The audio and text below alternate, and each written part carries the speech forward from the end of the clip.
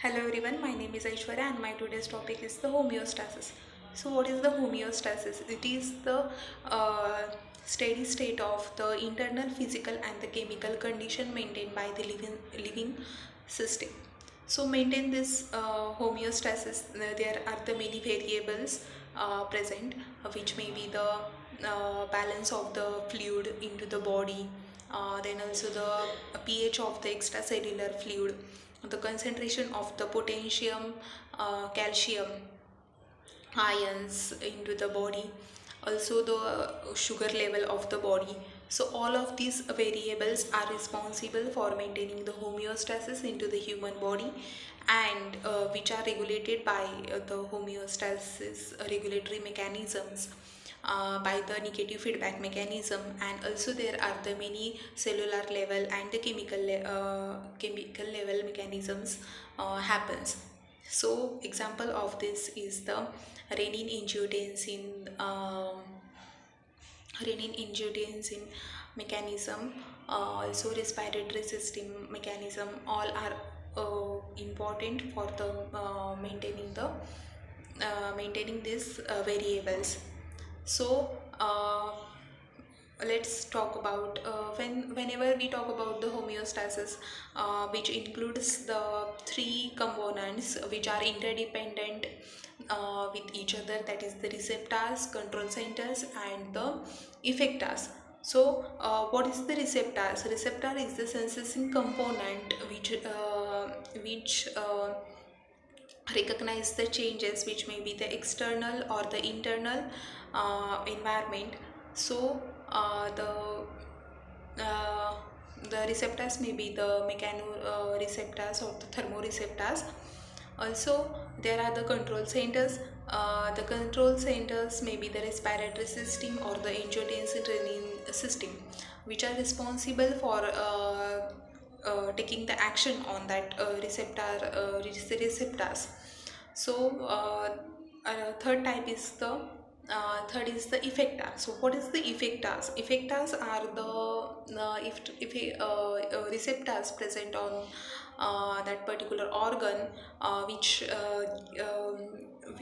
bring the action to make the changes back to the normal.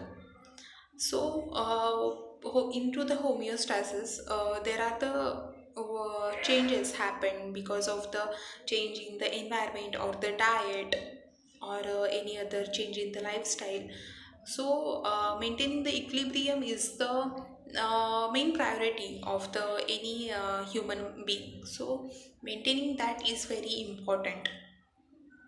So let's talk about the what is how water balance is done by the renin-angiotensin system. By when there is the stimulus, or the receptor get the stimuli, that is the changes into the normal conditions into the water balance or the ionic concentration, that time the renin-angiotensin system give the stimulus to particular organ, particular glands.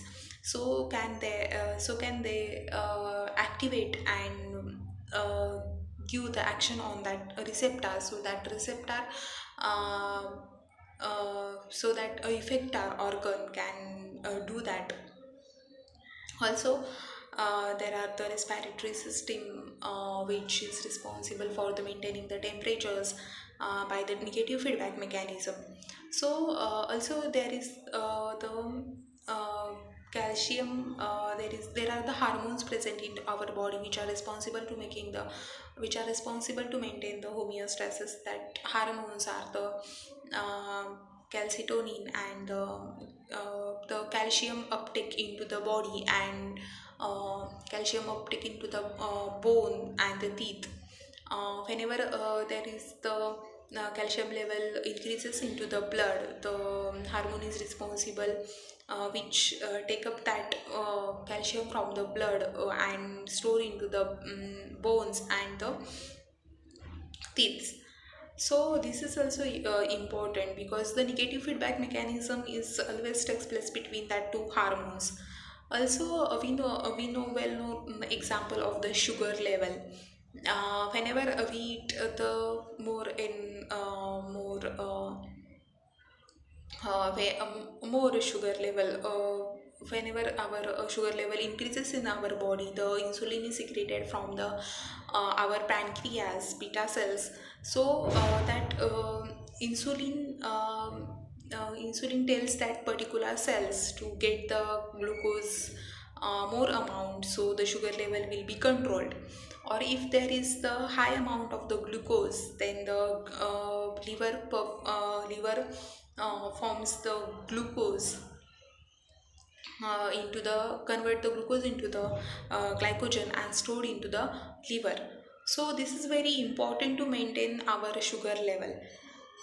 And whenever we are on the fast, or there is the fasting conditions, and we the body require the energy, the largest energy, when we are going to the gym, or we are taking the fast, that time also required the highest energy. So if we don't eat anything, so that stored glycogen is again converted into the glucose, and which is responsible to give us the high amount of the energy, which is the fast. They provide the immediate energy to us. Also, glucose is the form which can be easily passed through the passed into the brain. So sometimes brain also required the high amount of the glucose.